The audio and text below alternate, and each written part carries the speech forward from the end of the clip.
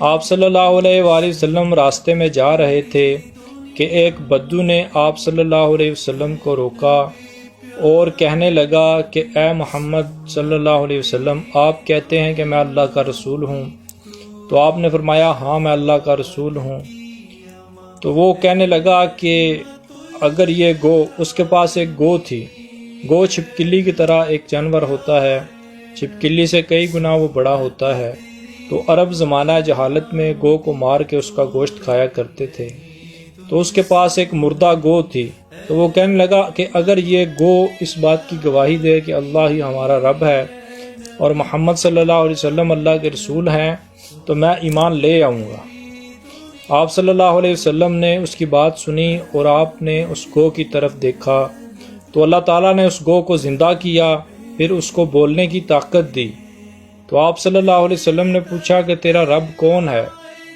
تو کس کو سجدہ کرتی ہے؟ تو وہ کہنے لگی کہ میرا رب اللہ ہے، میں اللہ کو سجدہ کرتی ہوں، اسی کی عبادت کرتی ہوں۔ پھر آپ نے پوچھا کہ میں کون ہوں؟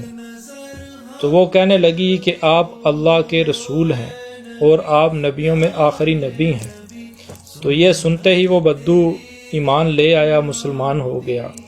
میرے عزیز بھائیوں، سوچنے کی بات ہے کہ جانور بھی مردہ جانور، وہ بھی آپ صلی اللہ علیہ وسلم کی اطاعت کرتا تھا، وہ بھی آپ کو پہچانتا تھا۔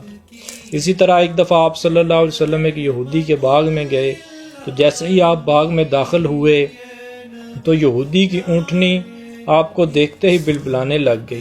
آپ اس کے پاس گئے تو دیکھا کہ اس کی آنکھوں سے موٹے موٹے آنسو آ رہے ہیں۔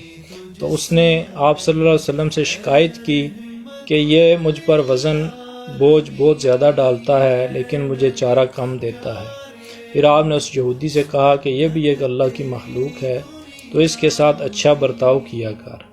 میرے بھائیوں، جانور بھی آپ کو پہچانتے تھے، آپ صلی اللہ علیہ وسلم کی اطاعت کرتے تھے۔ آپ صلی اللہ علیہ وسلم کا ایک گدھا تھا، اس کا نام یافور تھا، وہ بھی آپ صلی اللہ علیہ وسلم کی اطاعت میں کوتاہی نہیں کرتا تھا۔ جب بھی آپ اس کو کوئی حکم دیتے وہ حکم کی تعمیل کرتا تھا۔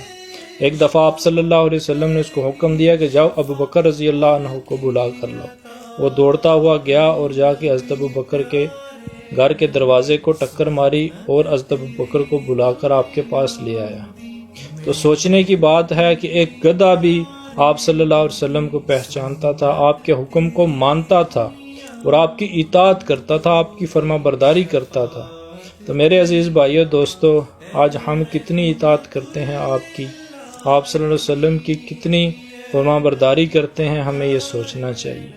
ایک گدھا، ایک جانور آپ کے حکم کی تعمیل کرتا تھا، اونٹنی، جتنے بھی جانور، درخت، چرند پرند، سب آپ کو پہچانتے تھے اور آپ کے حکموں کی تعمیل کیا کرتے تھے۔ آپ کو اللہ تعالیٰ نے رحمت للعالمین بنایا، سارے عالمین کے لیے رحمت بنایا۔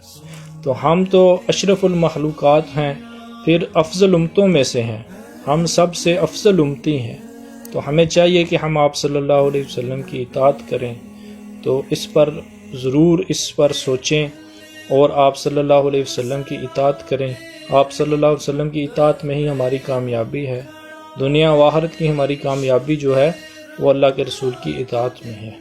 اللہ تعالیٰ سے دعا ہے اللہ تعالیٰ ہمیں حضور کی سچی محبت نصیب فرمائے اور ان کی اطاعت کرنے کی توفیق عطا فرمائے، آمین۔ آپ صلی اللہ علیہ وآلہ وسلم راستے میں جا رہے تھے